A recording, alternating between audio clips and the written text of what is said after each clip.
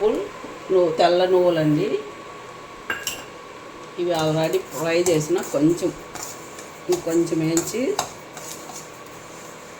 బాగా చిటపటలాడి పచ్చివాసన అంతా పోవాలా. ఈ విధంగా వేగాలండి. ఇప్పుడు తీసి పక్కన పెట్టేద్దాం. ఇప్పుడు ఒక దాంట్లో వేసుకున్నాం. కొద్దిగా శనగపప్పు,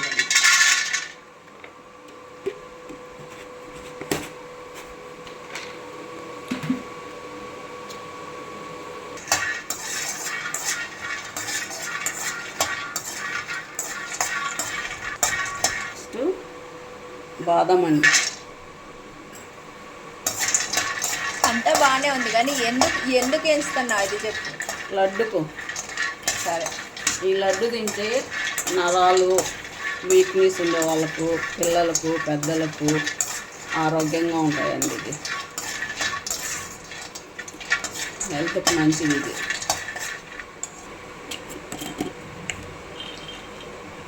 కొద్దిగా జీడిపప్పు, అంటే నువ్వులు పట్టి వేసుకోవాలి మనం.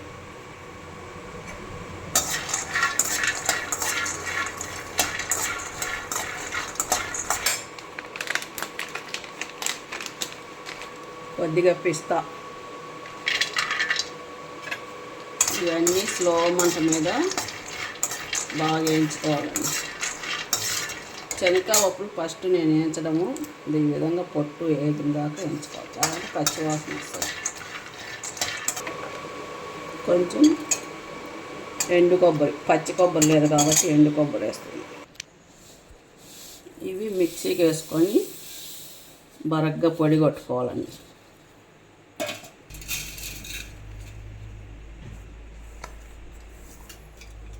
ఈ విధంగా పొడి కొట్టుకోవాలండి. ఇవి కూడా మిక్సీకి బరగ్గా వేసుకోవాలి.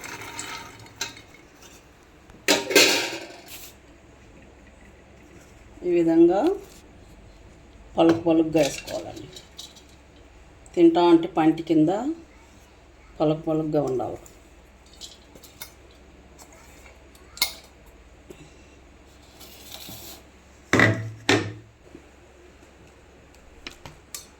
బెల్లం కూడా అండి. కప్పుడు నువ్వులకు కప్పుడు బెల్లం వేసుకోవాలి. ముక్కాలు వేసుకోవాలి, తీపి ఎక్కువ లేకుండా.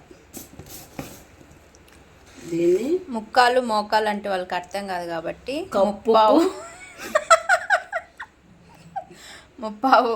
ముప్పావు అండి. ఈ విధంగా మెత్తగా పొడి చేసుకోవాలి.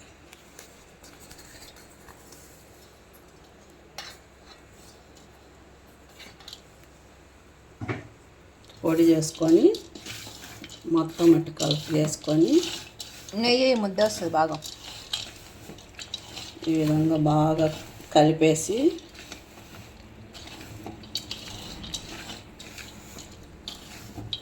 మనకు ఇష్టమైతే యాలకల పొడి కూడా వేసుకోవచ్చు. ఇష్టం లేకుంటే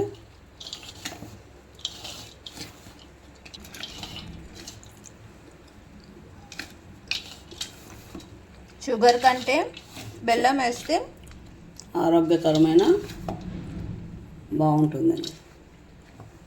షుగర్ పేషెంట్లు కూడా తినచ్చు బెల్లం చేస్తే. చిన్నపిల్లలకి ఇంకా మంచిది.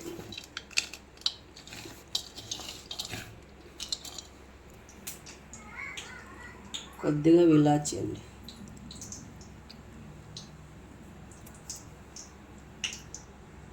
ఇలా కలిపేసి ఇది నెయ్యి వేడిగా ఉందండి.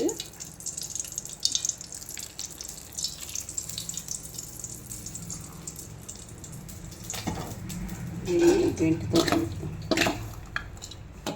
గురించి అది బియ్యం వేయించి చెప్తా.